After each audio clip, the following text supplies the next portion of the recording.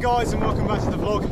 You joined me about halfway through my ride this morning, just 4 hours steady. Today's going to be like my last long ride whilst I'm still here in Bournemouth. Come over my favourite roads, but you just can't beat it. Leave a comment below if you think there's a better area to ride than a sunny day in the Perfect Hills on the Jurassic Coast.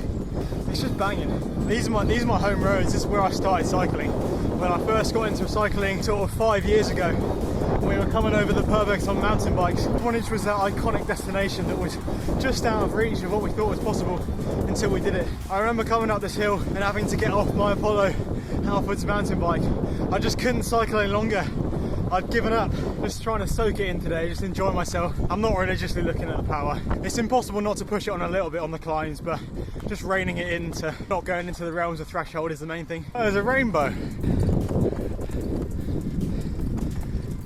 So this is the part of the loop where you climb that Swanage climb, descend back down, come back out into the Purbex, and we're just climbing up through Church Knoll. But one little niche story about it is when I was working at the bike shop a couple of years ago, my colleague Paul, who's been cycling all his life, essentially there used to be a TT that came through Church Knoll, and it's quite a secluded village. The lanes are pretty narrow here, and some of them are quite blind corners on descents and things. You gotta be careful, you gotta have your wits about you. And Paul said that Paul Wheeler's a local club, one of the biggest clubs in the UK actually. I think it was in the 80s, used to run a TT in the Purbex, and it used to come through the descent just down here and then through Church Knoll. He said there was a one time where a big van or something was just coming up the other way as he was flying down the descent, and essentially he just goes head on straight first into the bush, like into just one of these bushes like this. And it was just funny to hear about that, how old TT courses just used to come on these familiar roads and they used to just bomb it absolutely full gas with probably no helmet back in those days as well.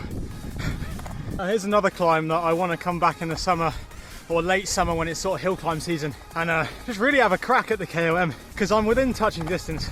It's the same with the Swanage climb I was talking about earlier. This one, which is I believe called Steeple, there's also two other ways of getting up to the top of here, as I'll show you in a second. I think from all the angles and Swanage, I'm fairly well placed. I'm like top 10. I know that if I come into form and I'm light and my VO2 is primed, I could probably have a crack at the com. It is always amazing just coming back over here, because I'm talking to the camera and I'm going up a climb which previously, years ago, I either couldn't get up or had to, really leverage out the saddle all the way out of breath. It is steep and it is hard. I'm not going very fast, doing like 280 watts. Climb comes from that direction, which is obviously closed at the moment for the military. That's a pretty nasty one with the ramps. Then you've got the one I've just come up there, and then the one down this side, which I'm about to descend, is probably the steepest. It's a pretty sketchy descent down, not gonna lie. I'm definitely gonna have to put the camera away. Without braking you can easily hit 50, so I don't want to be doing that and end up in hospital or even dead.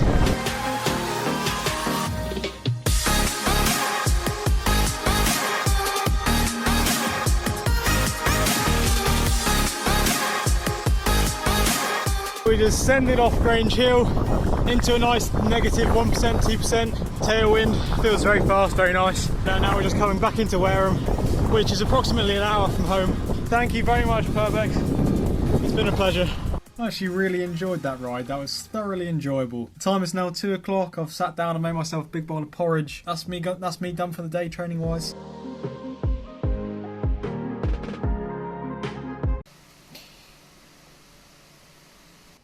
Now don't get me wrong, I wouldn't usually have coffee, and in fact I regularly argue against the use of coffee and against caffeine. But right now I'm feeling myself falling asleep and I really want to pay attention to this lecture. And I know that the reason that I feel sleepy is because I didn't get enough sleep last night. It's a dangerous cycle to get into being dependent on caffeine and not addressing the root problems of why you need caffeine in the first place. And I'm a big believer in going to the fundamentals of the problem. And to be fair, I do live quite a balanced lifestyle and I don't feel like I'll ever need this. However, today I just really want to crack on with the work, and I know that this stimulant, this toxin, is going to be into my bloodstream, and because it's a toxin, my body's going to recognise it as such and pump loads of adrenaline to try and flush out the system, and that adrenaline is what then gives you the buzz.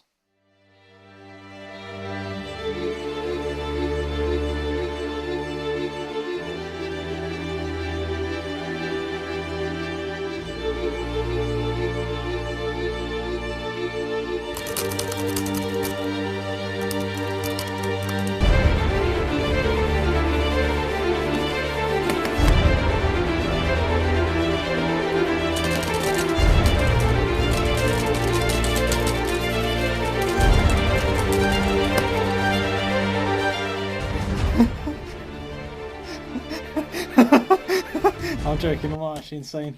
Oh my word, the fact that I'm even pretending to do this and the fact that my voice is suddenly so animated clearly shows that it has some kind of effect. Anyway, time to put the camera away and actually focus on my actual work rather than making it seem like I'm actually gone insane. Maybe I have gone insane. I don't know.